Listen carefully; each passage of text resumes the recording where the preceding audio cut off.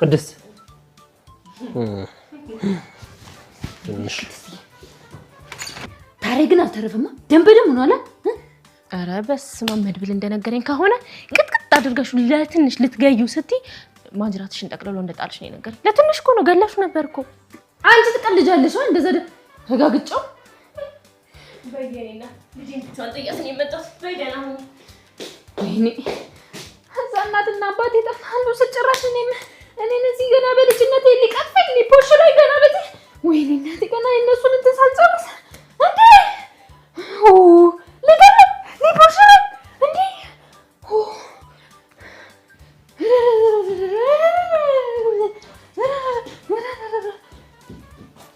ወይኔ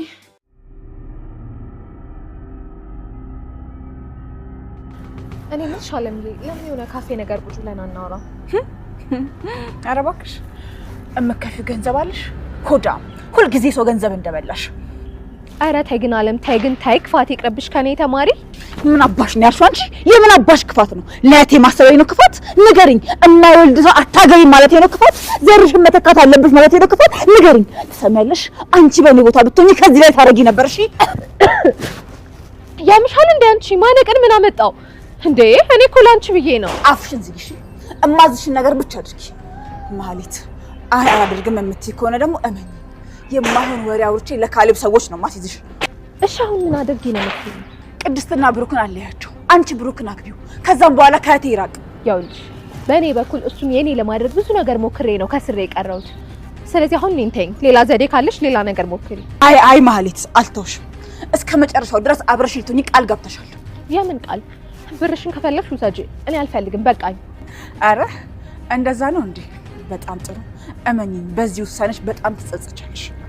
አልጸጸትም። ያድርግልሽ እሺ። መቼም እሷ የሱ ለማትሆነው ነገር አንቺ እሱ ማጣትሽ በጣም ያሳዝናል። እባክሽ አለም የእህትሽን ደስታ አትንጠቂያት። በጣም ተወደዋለች። ዝም በይ ማህሌት። እኔ የምጠለው እንደ አይነት ወሬ ነው። እሺ እንዲህ ቆመሽ እያየሁሽ ራሱ ወዝሽ ጠፋ። ቡችላ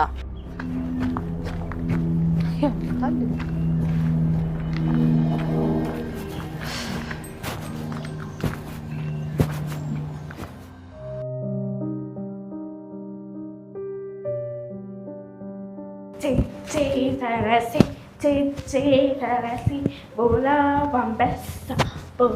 ባንበሳ ሲሄድ እዛ ጋ ሲመጣ እዚህ ጋ ቁም ብሩኬ ቁም። የኔ ያለሞች እንዴት ናችሁልኝ? ቅድስቴ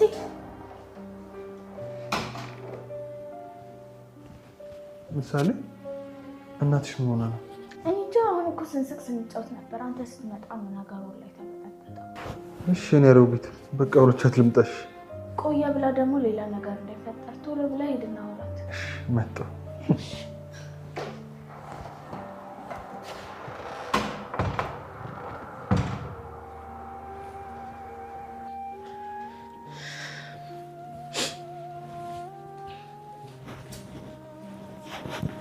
እንዴ ቅድስት ቆይ ምን ሆነሻል?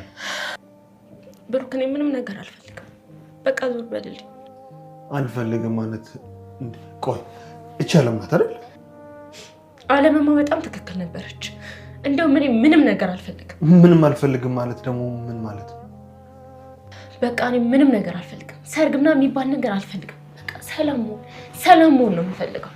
ቅድስት ሰርጉንም ድግሱንም እኮ የፈለጉት ደግሞ ያንቺ ቤተሰቦች እኮ ናቸው። ቆይ እሺ ምን ብላሽ ነው አሁን እንደዚህ አንቺ የምታለቅሽው? ብሩክ ያልገባው መሰለኝ። መጋባት አልፈልግም። በቃ እንፋታ። እኔ ካንተ ጋር መጋባት አልፈልግም። ምን? አዎ አንተ ማግባት አልፈልግም። ኧረ እርግጠኛ ነሽ? አዎ በጣም እርግጠኛ ነኝ። ለቤተሰቦቼም ለሁሉም ነግሬያቸዋለሁ። ሰርግ የሚባል ነገር የለም ብያቸዋለሁ። እነሱም ተስማምተዋል። ቅድስት አሞሻል። ደህና አትመስይም ዛሬ። እንደውም እኔ በቃኝ።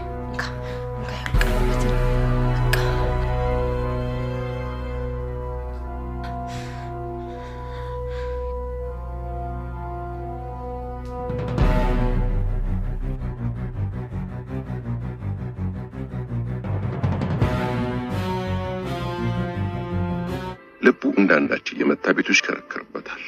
የህመሙ ምልክቶች እየተባባሱ መጡ። ልቡ በፍጥነት ይመታል። ድካም እያለው ጭው ይልበታል። ከ15 ሜትር በላይ መሄድ ከጥቂት ደቂቃዎች በላይ መቆም አይችልም። ወለሉ ላይ ብተኛም ይህ ነው የሚባል ለውጥ አልነበረውም ይላል። ሃይስኩል ሳለ የሩጫ ተወዳዳሪ የነበረው ሊንድሴ የባዮኬሚስትሪ ፕሮፌሰር አሊያም የሲምፕሰን ተከታታይ ካርቶን ፊልም ጸሐፊ መሆን ነበር ልሙ። ከዚህ ይልቅ ግን እጣው በሚስጥራዊ ደዌ ተይዞ ለቀጣይ 11 ዓመታት በመኖሪያ ቤቱ ባለ የሆስፒታል አልጋ ላይ የአልጋ ቁራኛ ሆኖ መክረም ሆነ። ዶክተሮች ሚስጥሩ ሊገባቸው አልቻለም። የቱም ሕክምና ለውጥ አላመጣም። ሊንድሴ በስተመጨረሻ ለህመሙ ራሱ መፍትሄ ሊፈልግለት ቆረጠ። እናም በዚህ መንገድ ተጉዞ የደረሰበት ውጤትና ህይወቱን ማትረፉ ለበርካታ የሕክምና ባለሙያዎች አጀብ የሚያስብል ሆኗል። ህይወቱን ያመሰው ደዌ በቤተሰብ ውስጥ የነበረ ነው። እናቱም በተመሳሳይ ደዌ የተያዘችው ገና ጨቅላ ሳለ ነበር። ሊንድሴ የ18 ወር ጨቅላ ሳለ እናቱ በዚህ ደዌ ተይዛ በመዳከሟ አንስታ ማቀፍ እንኳን አትችልም ነበር። 4 ዓመት ሲሞላው ጭራሽ መራመድ ሁሉ አቃታት። ብቻ በዚያው ዓመት አንዴ ከረሜላ አንቆት ሊሞት ሲል እንደምንም ብላ ተነስታ አዳነችው እንጂ ደዌው መላ አካሏን ያሰራት ምስኪን ነበረች። እስከ ለተሞቷ የአልጋ ቁራኛ ሆና ነው ያሳለፈችው።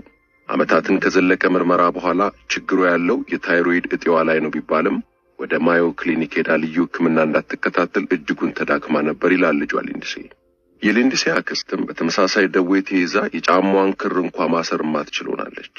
ታዳጊ ሳለ የቤተሰቡ አባላት ሁሉ በዚህ መልኩ ከህይወት እየተገፉ ሲወጡ ያየው ሊንድሴ የእርሱም አካል ጊዜ ጠብቆ የሚፈነዳ የተጠመደ ቦምብ ቢሆን እንዴ ሲል ሰግቷል። በስተመጨረሻ በጎርጎሮሳውያኑ 1999 በዚያች ዕለት የፈራው ደረሰ። የዚያን ዕለት ምሽት ለእናቴ ደውዬ ትምህርቴን ማቋረጥ እንዳለብኝ ስነግራት ሁለታችንም ተግባብተናል ይላል ሊንድሴ። ቤተሰቡ ላይ የወደቀው እርግማን እርሱም ላይ አርፏል። ከዚያን ጊዜ አንስቶ ሊንድሴ በቀን ለ22 ሰዓታት ያልጋ ቁራኛ ሆነ። 22 ዓመት ሲሞላኝ አምፖል እንኳን ለመለወጥ አበሳ ሆነ። አምፖሉን ካወረድኩ በኋላ ለረጅም ጊዜ አርፌ ነው ሌላ መቅጠም የምችለው።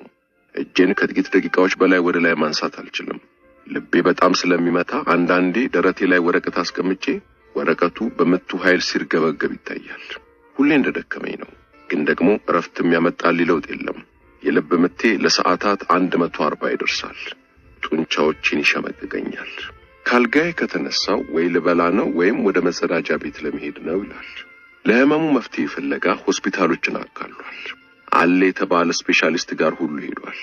የኢንዶክሪኖሎጂ፣ ኒውሮሎጂ፣ የውስጥ ደዌና የሌሎችም የሕክምና ዘርፍ ስፔሻሊስቶችን አየ። ምንም ለውጥ የለም። ይህ ነው ሊሉት ያልቻሉት ህመም ነበር የያዘው። በተለይ አንዱ ዶክተር በስተመጨረሻ ወደ ሳይካትሪስት ሲመራው ሊንድሴ አሁንስ ችግሬን በራሴው ልወጣው አልኩ ይላል። ኮሌጅ ሳለ የእናቱን ሚስጥራዊ ህመም ለማጥናት በሚል የቆሻሻ መጣያ አካባቢ ተጥሎ ያገኘውን ባለ 2200 ገጽ የኢንዶክሪኖሎጂ መጽሐፍ አንስቶ ነበር። እዚህ መጽሐፍ ውስጥ አንድ ጠቃሚ ነገር አነበበ። በአድሬናል እጢ ላይ የሚያጋጥም እክል ወይም በሽታ እንዴት በታይሮይድ እጢ ላይ ከሚያጋጥም ህመም ጋር ተመሳሳይ ምልክቶች እንደሚያሳይ ተነትናል። ትኩረቱን በሁለቱ ኩላሊቶች ላይ ወዳሉት የአድሬናል እጢዎች አዞረ። በርካታ የሕክምና መጽሐፍቶችን አገላብጦ የደረሰበት መላምት እንዲህ ይላል። ምናልባትም ከአብዛኞቹ ስፔሻሊስቶች ግንዛቤ ውጪ እስከ ዛሬ ያልተደረሰባቸው በኦቶኖሚክ የነርቭ ስርዓት ላይ በሚፈጠሩ እክሎች ሳቢያ የሚነሱ በሽታዎች ሳይኖሩ አይቀሩም። ገንዘብ ከየትም ሰባስቦ በቀድሞ ጓደኛው ድጋፍ ኮምፒውተር ገዛ፣ ኢንተርኔት አስገጠመ። ወዲያው እርሱና ቤተሰቡን ባጠቃው ደዌ ዙሪያ ምርምር የሚያካሄድ ድርጅት ድረገጽ አግኝቶ ተደሰተ። ድርጅቱ ናሽናል ዳይሶቶኖሚክ ሪሰርች ፋውንዴሽን ይሰኛል። ይቀላል ነገር አይደለም። የፋውንዴሽኑን ሰዎች በዘርፉ የተሰሩ አዲስ የምርምር ወረቀቶችን እንዲልኩለት ጠየቀ። ልከውለት ሲያነብ ፋውንዴሽኑ እያጠናቸው ካሉ በሽታዎች አንዱም ከሊንድሴ ህመም ምልክቶች ጋር አይገጥሙም። ቢሆንም ወደ ጉዳዩ እየቀረበ ነው። ወዲያው ሊንድሴ የምርምር አጋር እንደሚያስፈልገው ተረዳ። የያዘውን የተለየ ደዌ አስመልክቶ ሰፊ ጊዜውን ሰውቶ አብሮት የሚፈትሽ ተመራማሪ። እንዲህ አይነቱን ሰው የማግኛ ሁነኛ ቦታ ደግሞ የአሜሪካ ኦቶኖሚክ ማህበር ዓመታዊ ኮንፈረንስ ነው።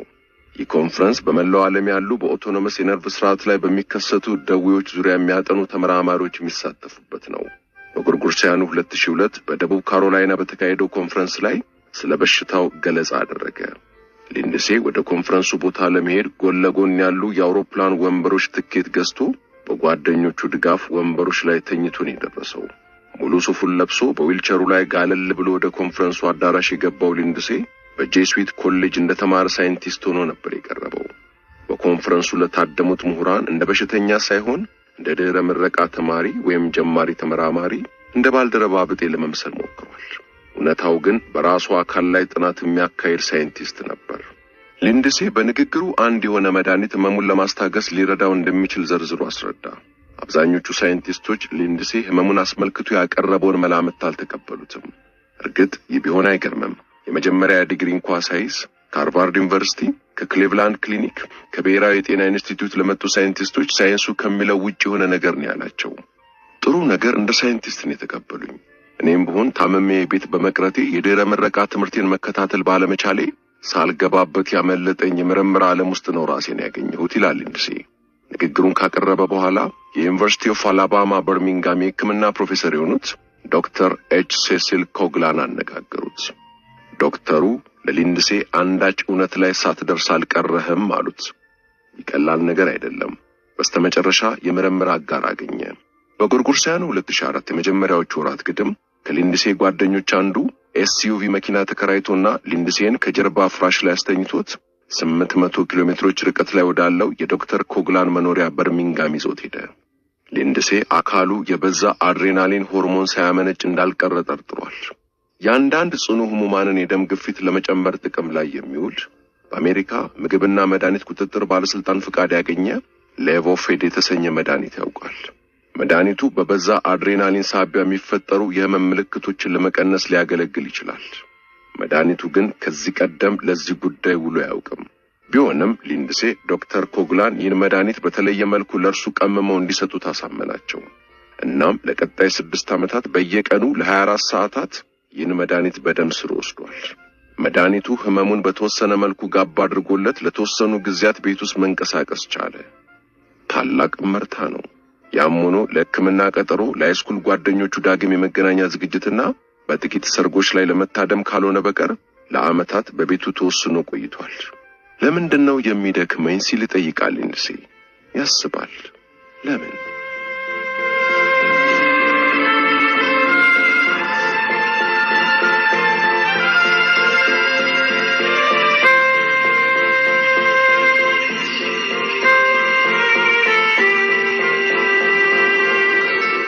በሆነ ምክንያት እጅጉን የበዛ የአድሬናሊን ሆርሞን ደም ውስጥ እየተረጨ ነው። ዶክተር ኮግላን ምናልባት የአድሬናሊን እጢ ባጭ ወይም ቲዩመር ሳይሆን አይቀርም አሉት። ቢሆንም ግን 3 ጊዜ የተነሳው ስካን ይህን አያሳይም። እና ምን ተሻለ? ሊንድሴ ወደ የሕክምና መጽሔትና የምርምር ወረቀቶች ንባቡ ተመለሰ። እናም አንድ ወሳኝ ነገር አገኘ። ሊንድሴ አንድ ነገር ጠርጥሯል።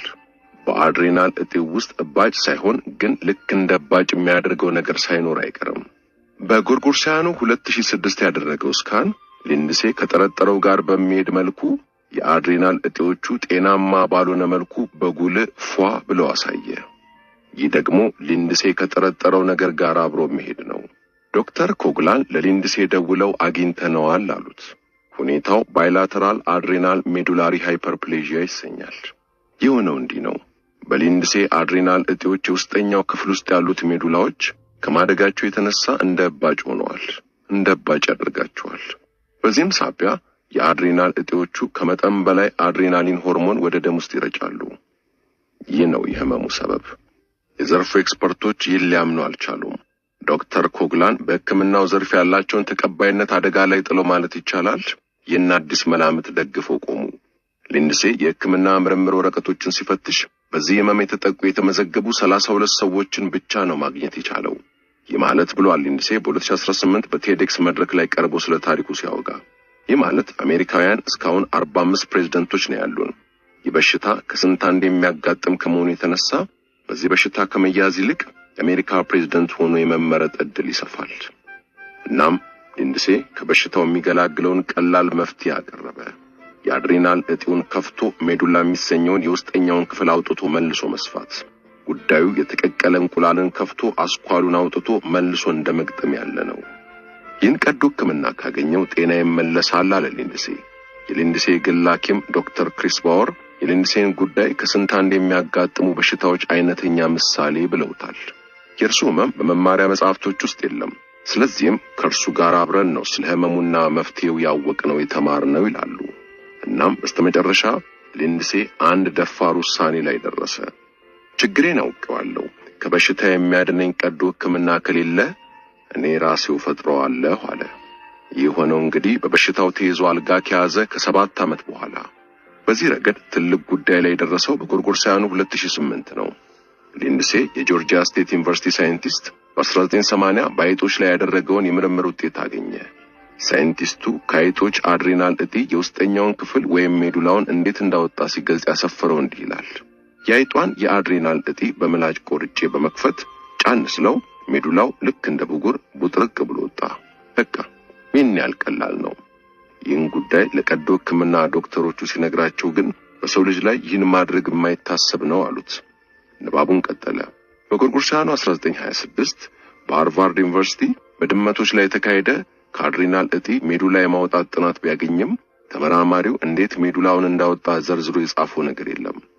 በ1940 በውሾች ላይ የተካሄደ ተመሳሳይ ቀዶ ጥገና ቢኖርም አሁንም ሂደቱ በዝርዝር አልተገለጸም። በመጨረሻ የሚፈልገውን ከአርጀንቲና አገኘ። በ1923 የኖቤል ሽልማት ተሸላሚው በርናንዶ ሆሴ እንዴት ከ11 ውሾች የአድሬናል እጢዎች ሜዱላቸውን እንዳወጣ ጽፎ አገኘ። የበርናንዶ ሆሴ ገለጻ እንዲህ ይላል። የውሾቹን የአድሬናል እጢ በምላጭ ቀድጄ እንደ መጽሐፍ ገለጥኩት። ከዚያም ሜዱላውን በማንኪያ ፍቄ አውጥቼ ሰፋሁት። በቃ ይኸው ነው። ምንም የተራቀቀ ነገር የሌለበት ተራ ጉዳይ ቢሆንም ግን ቀዶ ጥገናውን በሰው ልጅ ላይ ለመጀመሪያ ጊዜ ማካሄድ እንዲዋዛ ጉዳይ አይደለምና ባነበበው ላይ ተመርኩዞ ሊንድሴ ቀዶ ጥገናውን ለማካሄድ የሚረዳ ዝርዝር ጉዳዮች የተዳሰሱበት ባለ 363 ገጽ ሰነድ አዘጋጀ። ከዚያም ቀጣዮቹን 18 ወራት ያሳልፈው ይህን እስከዛሬ ሰው ላይ ተካሂዶ የማያውቅ ቀዶ ሕክምና ለማካሄድ የሚፈቅድ የቀዶ ሕክምና ዶክተር ፍለጋ ላይ ነበር። ከዚህ በፊት ተደርጎ የማያውቅ ቀዶ ሕክምና ለማካሄድ የሚደፍር የቀዶ ሕክምና ዶክተር ማግኘት ቀላል አይደለም። ከሕክምና ስነ ምግባርና ከኢንሹራንስ ጋር የተያያዙ ጉዳዮች አሉበት ነው። ያልተረጋገጠ ቀዶ ሕክምና ተደርጎ ውስብስብ የጤና እክል ቢፈጠር ሐኪሙ የሕክምና ፍቃዱን ሊነጠቅ ይችላል። የኢንሹራንስ ኩባንያዎችም ከተለመደው ወጣ ላሉ የሕክምና አገልግሎቶች የተደረጉ ወጪዎችን አናወራርድም ሊሉ ይችላሉ። በዚያ ልዩ የሕክምና ዘርፍ ያሉ ዶክተሮች እርስ በርስ ስለሚተዋወቁ ደግሞ ሊንድሴ ይህን ሕይወቱን ሊታደግ የሚችለውን ቀዶ ሕክምና አስመልክቶ መጀመሪያ ማንን ማማከር እንዳለበት በጥንቃቄ ሊያስብበት የሚገባ ነው። በመጨረሻም የአላባማ በርሚንጋም ዩኒቨርሲቲ ቀዶ ሕክምና ዶክተር ተገኘ። በጎርጎሮሳውያኑ መስከረም 2010 ሊንድሴ ወደ ዩኒቨርሲቲ ሆስፒታል ተጉዞ ዶክተሩ በተሳካ ሁኔታ የአንደኛውን አድሬናል እጢ ሜዱላ ቀዶ አወጣለት። ከቀዶ ሕክምናው 3 ሳምንታት በኋላ በገና በዓል ዋዜማ ለተከታታይ 3 ሰዓታት ቀጥ ብሎ መቀመጥ ቻለ። እናም ከኪሎ ሜትር በላይ ተጉዞ የእኩለ ሌሊት የቤተክርስቲያን ቅዳሴን ታደመ። ደስታው ለከት አልነበረው። ከልጅነቱ ጀምሮ የሄደበት የነበረ ቤተክርስቲያን ነው። በእኩለ ሌሊት ከቤተክርስቲያኑ ጀርባ ቆሞ ቅዳሴውን እየሰማ የተስፋውን መለምለም ሲያስብ ደስታ ልቡን ፈንቅሎት አነባ። ከጎረቤቶቼ አንዷ ተአምር ሊባል የሚችለው መግለጽ ካልቻልክ ብቻ ነው አለችኝ። እሺ ግን ነገሩ እንደዚህ አይደል እንዴ ይላል ሊንድሴ። ለ11 ዓመታት ያክል ያልጋ ቁራኛ ሆኜ ከከረምኩበት የዛሬ 90 ዓመት ውሾች ላይ የተካሄደ ቀዶ ጥገና አግኝቼ ያንን የሰው ልጅ ላይ ወደሚካሄድ ቀዶ ሕክምና ለውጬ በዚያ ላይ ተመስርቼ ያሰባሰብኩት የሕክምና ቡድን ቀዶ ሕክምናውን አድርጎልኝ ቆሜ ለመሄድ በቃሁኝ።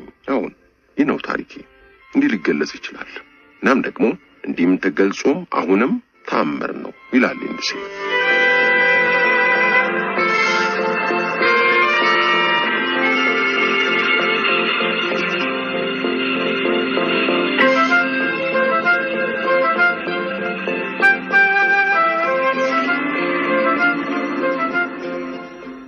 ከ2 ዓመት በኋላ ደግሞ ሴንት ሉዊስ በሚገኝ ዋሽንግተን ዩኒቨርሲቲ ሁለተኛው የቀዶ ሕክምና ተደርጎለት ከሌላኛው አድሬናል እጢው ሜዱላ ወጣለት።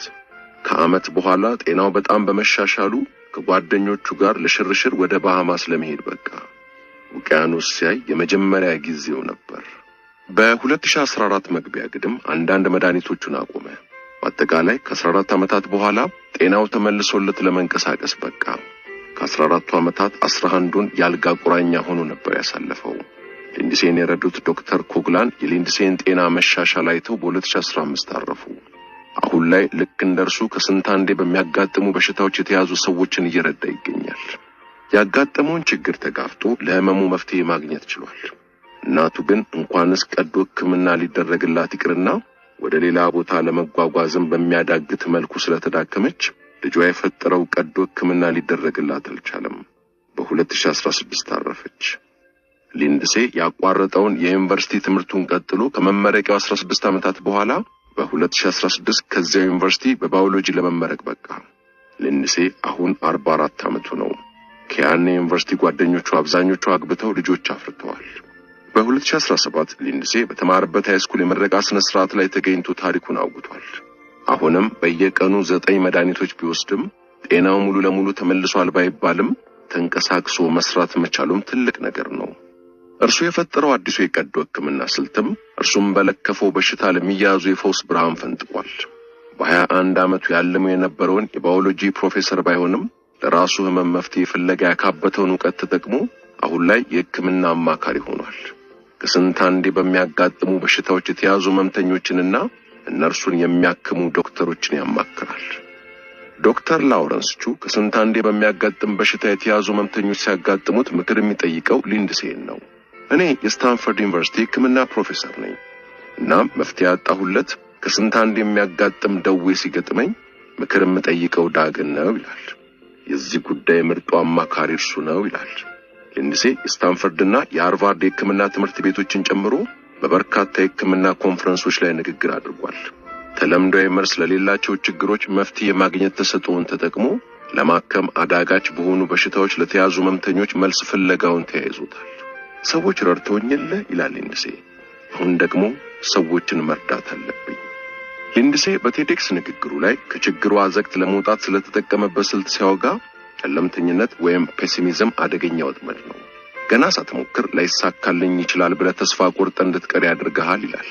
ብሩህ ሐሳቢነት ወይም ኦፕቲሚዝምም ቢሆን የራሱ እክል አለበት።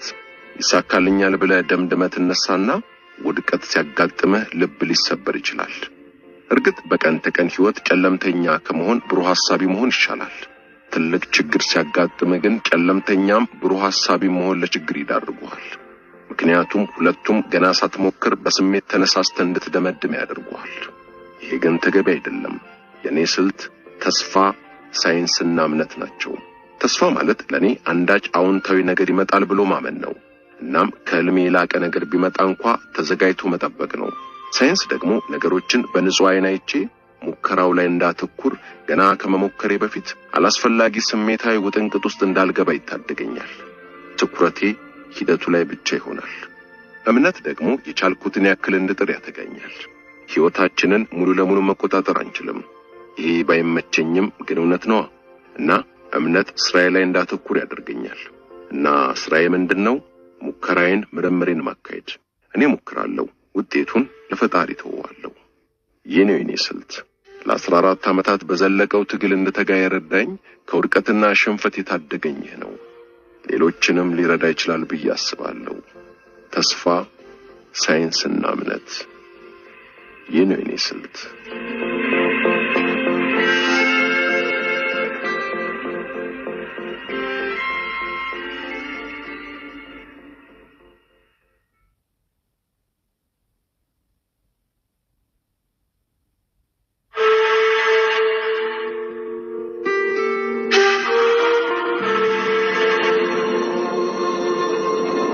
የጻድቅ ዮሐንስ አሳና የጃፓኑ የሂኪጎርሞት።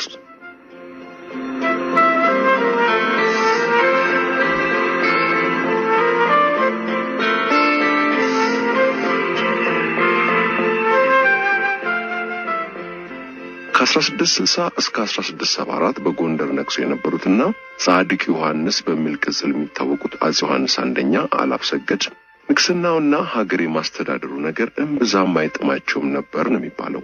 ይልቁንም ልባቸው ወደ መንፈሳዊ ሕይወት ነበር የሸፈተው። በዚህም ሳቢያ ሳይሆን ይቀራል ጻድቅ ዮሐንስ መባላቸው። ጻድቅ ዮሐንስ ጊዜያቸውን የሚያሳልፉት ገድላትን በማንበብ በጾም በጸሎት ነው። ይህን ሁሉም የሚቋምጥለትን ዙፋን ጥለው ቢመንኑ ምኞታቸው ነው። ሚስታቸው ንግስቲቱ ደግሞ ከንስሐ አባታቸው ጋር የድብቅ ፍቅር ጀምረዋል። ይህንንም ጻድቅ ዮሐንስ ያውቃሉ። ቢሆንም ግን ንቀው ትተውታል። ጻድቅ ዮሐንስ መባላቸው ለምን ሆነና? አንድ ቀን ታዲያ ትውፊቱ እንደሚለው ንጉሱ ጻድቅ ዮሐንስ እቴጌይቱና የንስሐ አባታቸው ማዕድ ቀርቦ ሳለ ጻድቅ ዮሐንስ እንዲህ አሉ። እንደው እኮ ሶስታችንም የልባችንን እውነት ብናወራ ይሄ የተጠበሰ ዓሣ ዘሎ ውሃ ውስጥ ይገባል አሉና እኔ በበኩሌ ይሄ ንግስና የሚሉት ነገር ምንም አይጥመኝ፣ ዙፋኑን ትቼ ዓለምን ጥዬ በመንን ምኞቴ ነው አሉ። ንስሐ አባትየው ደግሞ በበኩላቸው እንዲህ አሉ። እንደው እኔስ እቴጌን አግብቼ ብኖር ነው ምኞቴ። እቴጌይቱም አከሉ። እኔም አባን አግብቼ ብኖር ነው መመርጥ። ይሄኔ የተጠበሰው ዓሣ ከማዕዱ ላይ ዘሎ የቤተ መንግስቱ ግዙፍ የውሃ ማጠራቀሚያ ኩሬ ውስጥ ልቅ። ይሄኔ ታዲያ ህዝቡ እንዲህ ሲል ገጠማሉ። የደጉ ዮሐንስ ደግነት ቢነሳ ዘሎ ባህር ገባ የተጠበሰ ዓሣ። ጻድቁ ዮሐንስ ዘውድ ይዞ ብቃት ልበ አምላክን ሆነ ልክ እንደ ዳዊት። አሁን ድረስ ይላል ትውፊቱ ሲቀጥል የጣና ሐይቅ ዓሣ አስጋሪዎች የተጠበሰ የሚመስል ዓሣ ሲያገኙ የጻድቅ ዮሐንስ ዓሣ ብለው ወደ ሐይቁ መልሰው ይወረውሩታል እንጂ የጻድቅ ዮሐንስ ዓሣ ፈጽሞ አይበላም። በነገራችን ላይ ጻድቅ ዮሐንስ ኋላ ላይ ዙፋናቸውን ጥለው ገዳም ገብተዋል። እስቲ ደግሞ ወደ ጃፓን ተሻግረን ከጻድቁ ዮሐንስ ዓሣ ጋር ተመሳሳይ የሆነውን የጃፓኑን የሂኪ ጎርሙጥ ወይም ክራብ ታሪክ እንይ። ጉዳዩ እንዲህ ነው። የ12ኛ ክፍለ ዘመኗ ጃፓን ትመራ የነበረው ሂኪ በተሰኙ ተዋጊ የሳሙራይ ጎሳዎች ነበር። ንጉሠ ነገሥቱ ደግሞ የ7 ዓመቱ ብላቴና ኤምቱኩ ነው። የ7 ዓመት ሕፃን ሀገር ለማስተዳደር አይችልምና ሴታያቱ እመትኒኢ እንደ ጠባቂ ሞግዚትም እንደ እንደራሴም ሆነውታል። ሂኪዎች ታዲያ ከባድ ባላንጣ አለባቸው። ጋንጂ የሚሰይ ሌላ የሳሙራይ ጎሳ የጃፓን ንጉሠ ነገሥት ዙፋን የሚገባው ለኔ ነው በሚል በተደጋጋሚ ከሂኪዎች ጋር ጦር ገጥሞ ብዙ ደም ፈሷል። እንደ ጎርጎሮሳውያን አቆጣጠር በሚያዝያ 24 1185 ሁለቱ ጎሳዎች ታኑ ኡራ በተሰኘች ባህረ ገብ ቦታ ጦርነት ገጠሙ። ሂኪዎች በብዛትም በብልሃትም ተበልጠው ተሸነፉ። እጅግ በርካታ የሂኪ ሳሙራዮች በጦርነቱ አለቁ። የተረፉትም የክብር ሞትን ሽተው ራሳቸውን ወደ ባህሩ እየወረወሩ ሰጥመው ሞቱ። የሂኪዎችን መሸነፍ ያየችው እመትኒኢ በጠላት ጦር ላለመማረክ ብላቴናውን ንጉሠ ነገሥት ይዛ ወደ ባህሩ መሃል ሄደች። የ7 ዓመቱ ንጉሠ ነገሥት ኤምቱኩ እማዬ ወዴት ነው የምትወስጂኝ ሲል ጠየቃት ይላል የጃፓኑ የሂኪ አፈ ታሪክ። እመትኒኢ እምባ ጉንጮቿን እያጠበው አጽናናችው። ከዛም የ7 ዓመቱ ንጉሠ ነገሥት ትናንሽ እጆቹን ገጥሞ መጀመሪያ ወደ ምስራቅ ዞሮ ለኢሲያ አማልክት የስንብት ሰላምታውን፣ ከዚያም ወደ ምዕራብ ዞሮ ለአሚዳ ቡዳ የሚቀርበውን የኒምቡትሱ ጸሎት አቅርቦ ሲያበቃ እመትኒኢ ብላቴናውን ንጉሠ ነገሥት አቅፈው የእኛ ቤተ መንግሥት ያለው በባህሩ ጥልቀት ውስጥ ነው ስትል በጆሮ አንሾካሽካ ሕፃኑን እንዳቀፈች ባህሩ ውስጥ ሰጠሙ ይላል አፈ ታሪኩ። በታኑ ኡራ የሂኪዎቹ የጦር መርከቦች ተቃጥለው ሲያልቁ ለ30 ዓመታት የዘለቀው የሂኪዎች ንግስና ዘመን ማብቂያ ሆነ። የሂኪዎች ነገርም ታሪክ ሆኖ ቀረ። ከሂኪ ሳሙራዮች ወገን የተረፉት 43 ደንገጡሮች ብቻ ነበሩ። እነዚህ በደጉ ዘመን ንጉሳውያን ቤተሰቦችን ያገለግሉ የነበሩ የቀድሞ ደንገጡሮች ጊዜ ጥሏቸው ኑሮን ለማሸነፍ በአቅራቢያው ላሉ ዓሣ አስጋሪዎች አበባ በመሸጥና በሌላ ማገልገል ጀመሩ። ብዙዎቹም ከዓሣ አጥማጆቹ ጋር ተጋቡ። እኒህ ቀድሞ የሂኪ ንጉሳውያን ቤተሰብ ደንገጡሮችና ከዓሣ አጥማጅ ባሎቻቸው የወለዷቸው ልጆች ታዲያ የሂኪዎች ነገር ያበቃበትን ሚያዝያ 24ን ለማስታወስ አሁን ድረስ በየዓመቱ የሚከበረውን ክብረ በዓል ማክበር ጀመሩ። በክብረ በዓሉ ዕለት በአቅራቢያው ባለ ቤተ መቅደስ ውስጥ ወዳለ ለብላቴናው ንጉሠ ነገሥት መዘከሪያ ወደ ተሰራው መቃብር ሄደው በታኑ ኡራው ጦርነት ለተሰዉት የሂኪ ሳሙራዮች ነፍስ ይጸልያሉ፣ ይዘክራሉ። የሂኪዎቹ ታሪክ እዚህ ጋር ያበቃ ይመስላል። ግን በሌላ አቅጣጫ አንድ አስገራሚ ታሪክ ውስጥ ለውስጥ ቀጥሎ ነበር። የሚያዝያ 24 1185 ጦርነት የተካሄደበት ታኑ ኡራ አካባቢ ያሉ ዓሣ አጥማጆች ያኔዎቹ ሰጥሞ የሞቱ የሂኪ ተዋጊዎች አሁንም በባህሩ ጥልቀት ውስጥ ይኖራሉ ይላሉ። ለዚህ የሚሆን ማስረጃ ደግሞ አላቸው ዓሣ አጥማጆቹ። በዚያ አካባቢ በባህር ውስጥ ያሉ ጎርሙጦች ወይም ክራቦች ጀርባ ላይ ያለው የጦረኛ ሰው ምስል። አሁን በዚያ የባህሩ አካባቢ የሚገኙ ጎርሙጦች በየትኛውም የዓለማችን ባህሮች ውስጥ ከሚገኙት ጎርሙጦች በተለየ መልኩ ከጎርሙጦቹ ጀርባ ላይ የጦረኛ ሰው ምስል ይገኛል። ይህ ጀርባው ላይ የጦረኛ ሰው ምስል ያለበት ጎርሙጥ የሚገኘው የሂኪ ተዋጊዎች ራሳቸውን ባህር ውስጥ ወርውረው ሰጥመው በሞቱበት በዚያ አካባቢ ብቻ ነው። ይህ እንዴት ሊሆን ይችላል? ቀደም ብለን ወደ ጠቀስነው የጻድቅ ዮሐንስ ዓሣ ጉዳይ እንመለስ። እውን የተጠበሰ አሳ የሚመስል አሳ ጣና ሐይቅ ውስጥ አለን? ካለስ እንዴት እንዲህ አይነት አሳ ሊኖር ቻለ? በመጀመሪያ ደረጃ በአፈታሪክ ውስጥ ከማዕዱ ላይ ዘለል የተባለው አሳ ገባ የተባለው እዛው ጎንደር የፋሲለደስ ቤተመንግስቶች ቅጥር ውስጥ ባለው የጻድቁ ዮሐንስ ቤተመንግስት ጀርባ በሚገኘው የውሃ ማጠራቀሚያ ኩሬ ውስጥ ነው። ታዲያ እንዴት ነው ፋሲለደስ ኩሬ ውስጥ ገባ የተባለው የተጠበሰ አሳ ጣና ላይ ታየው? ይህንን ለመመለስ ከመሞከራችን በፊት የጃፓኑን የሂኪ ጎርሙጥ አስመልክቶ የሳይንቲስቱን የካርል ሳጋንን ሳይንሳዊ ገለጻ እንይ። ካርል ሳጋን እንደሚለው የጎርሙጦቹ ጀርባ ያን መሰል የሰው መልክ ሊይዝ የቻለው ባህሩ ስር የሂኪ ተዋጊዎች ስላሉ ሳይሆን ራሳቸው የአካባቢው አሳ አጥማጆች ናቸው ጎርሙጦቹ ያን መልክ እንዲይዙ ያደረጉት ይላል። እንዴት? ካርል ሳጋን ያብራራል። በቦታው የሂኪ ተዋጊዎች ሰጥመው ከሞቱ በኋላ አሳ አጥማጆቹ በትንሹም ቢሆን የሰው ምስል ያለበት የሚመስል ጎርሙጥ ከባህሩ ሳያገኙ አልቀሩም። ይህኔ አሳ አጥማጆቹ እዛ አካባቢ የሆነውን ነገር ስለሚያውቁ ይህን የሰው ምስል ያለበት የሚመስል ጎርሙጥ ሳይበሉት ወይም ለገበያ ሳያቀርቡት መልሰው ወደ ባህሩ ይጥሉታል። ይህ ሁኔታ ለ800 ዓመታት ይቀጥላል። በዚህም ሳቢያ የሰው ምስል የሌለባቸው ጎርሙጦች ለምግብነት ሲውሉ የሰው ምስል ያለባቸው ግን ስለማይበሉ እየበዙ ይመጣሉ። ይህ በሰው ልጅ አማካኝነት የተከሰተ ሰው ሰራሽ መረጣ ወይም አርቲፊሻል ሴሌክሽን ለመቶዎች ዓመታት ሲቀጥል የሰው ምስል ብቻ ሳይሆን የቁጡ የጃፓን ሳሙራይ ተዋጊ ምስል ያለባቸው ጎርሙጦች በጊዜ ብዛት እንዲፈጠሩ ያደርጋል። በዚህ ካርል ሳጋን ገለጻ መሰረት እርግጥ የዚህ ሳቢ ጥንሳሽ በዝግመተ ለውጥ ንድፈ ሐሳቡ የሚታወቀው ቻርልስ ዳርዊን ነው። በእውነትም ጣና ሐይቅ ውስጥ የተጠበሰ አሳ የሚመስል አሳ ካለና ይህን መሰል አሳ በሌላ ዓለም ከሌለ የዚህ አይነት አሳ የመፈጠሩ ምክንያት የጣና አሳ አስጋሪዎች ሳያስቡት ያደረጉት ነው ማለት ነው። ይህም ማለት የጻድቁ ዮሐንስን ታሪክ የሰሙ የጣና ሐይቅ አሳ አጥማጆች ምንም እንኳን የጻድቁ ዮሐንስ ታሪክ ሆነ የተባለው ጎንደር ውስጥ ቢሆንም አሳ አጥማጆቹ ጣና ውስጥ ትንሽም ቢሆን የተጠበሰ የሚመስል አሳ ሲያገኙ የጻድቁ ዮሐንስን አሳ ስለሚያስታውሳቸው አይበሉትም፣ አይሸጡትም። ይልቁንም ወደ ጣና መልሰው ይወረውሩታል። በዚህም ሳቢያ ሌሎች አሶች ተሰግረውና ተጠምደው ሲበሉ፣ በአንጻሩ ግን የተጠበሰ አሳ የሚመስለው አሳ ስለማይበላ እየበዛና ይበልጡኑ እየተራባ በዘመናትም የአሳው መልክ ይበልጡኑ የተጠበሰ እየመሰለ ይመጣል። ይህ አሁንም በሰው ልጅ አማካኝነት የተከሰተ ሰው ሰራሽ መረጣ ወይም አርቲፊሻል ሴሌክሽን ነው። ጉዳዩን የፈጠሩት ራሳቸው አሳ አጥማጆቹ ናቸው ማለት ነው። አጀብ ነው መቼም። ይህ በሰው ልጅ አማካኝነት የተከሰተ ሰው ሰራሽ መረጣ ወይም አርቲፊሻል ሴሌክሽን ጉዳይ በየቦታው የምናየው ክስተት ነው። እስቲ ወደ አትክልት ተራ ሄደን ለገበያ የቀረቡትን አትክልትና ፍራፍሬዎች አይነት እንይ። በጊዜ ወደ ኋላ 100 ዓመታት ሄደን ደግሞ በዛን ዘመን የነበሩትን የአትክልትና ፍራፍሬ አይነቶች በምናብ እንቃኝ። የዛሬ 100 ዓመት የነበሩት የአትክልትና ፍራፍሬ አይነቶች አሁን ገበያ ላይ ካሉት አይነቶች በበርካታ እጥፍ ይበልጣሉ። የሰው ልጅ ጫካውን እየመነጠረ በርካታ የአትክልትና ፍራፍሬ አይነቶችን አጥፍቶ የሚወዳቸውንና አምርቶ ለገበያ ለማቅረብ የሚመቹትን ጥቂት የአትክልትና ፍራፍሬ አይነቶች ብቻ በሰፋፊ እርሻዎች ማልማት ከጀመረ ቆየ።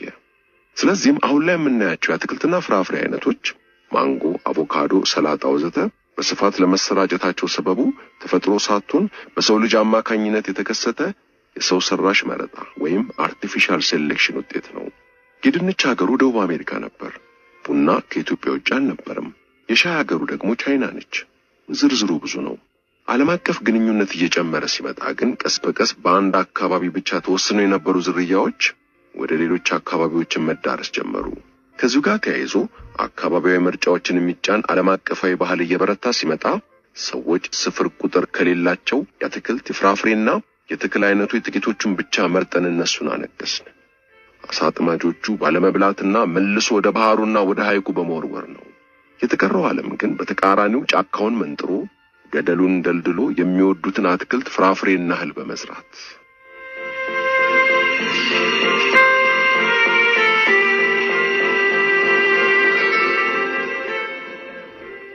ስለ ጻድቁ ዮሐንስ አንዲት ተጨማሪ ታሪክ እንመርቃት። ጻድቁ ዮሐንስ የትኛውን በደል ደርሶብኛል የሚል ሰው እርሳቸው ጋር አቤት እንዲል ፈቅደዋል። ግና ባለሟሎቻቸው አቤት ባዩን ሁሉ ወደ ቤተ መንግስት እንደማያስገቡ አይጠፋቸውምና ዘዴ ዘየዱ። ቤተ መንግስታቸው አጠገብ ደወል እንዲሰቀል አደረጉ። ተበድያለሁ ባይ ደወሉን ከደወለ ጻድቁ ዮሐንስ አቤቱታ አቅራቢውን ይዛችሁኑ ብለው የደረሰበትን ይጠይቁት ነበር። እናም አንድ ቀን ደወሉ ተደወለና ንጉሱ ደዋዩን ይዛችሁልኝ ነው አሉ። የታዘዙት ሰዎች ደወሉ ጋር ሲደርሱ ለካንስ ደወሉን የደወለው አንድ የተጫነ አህያ ነውና አህያው ደወሉ ከተንጠለጠለበት እንጨት ጋር ሲተሻሽ ነው ደወሉ የተደወለው። ሰዎቹ ተመልሰው እረ ደዋዩ ሰው አይደለም አህያ ነው ቢሉ ይሁና አሉ ጻድቅ ዮሐንስ። እርሱም በደል ደርሶበት ይሆናል ይዛችሁት ነው ሲሉ አዘዙ። የተገጣጠበና በቁስል የተመታውን አህያ ንጉሱ ዘንድ አምጥተው አቆሙት። ከነሸክሙ ነው። ባለቤቱ የአህያውን ሸክም እንኳን ሳያወርድለት ጠጁን ሊለጋ ሄዷል። እና ይህ አህያ አልተበደለም ትላላችሁ? ከዚህ በላይ በደል ምን አለና ብለው ንጉሱ አዋጅ አስነገሩ። ከአህያና አጋሰስ ላይ ሸክሙን ሳታወርድ ጠጅን የምትለጋ ወዮልህ ይላል አዋጁ። እና ምስኪኑ አህያ ሸክሙ ወርዶለት የንጉሱ በቅሎ የሚበላውን እየበላ ጨው እያስላሱት ቁስሉ እስኪድንለት በድሎት ቆየ ይላል ትውፊቱ።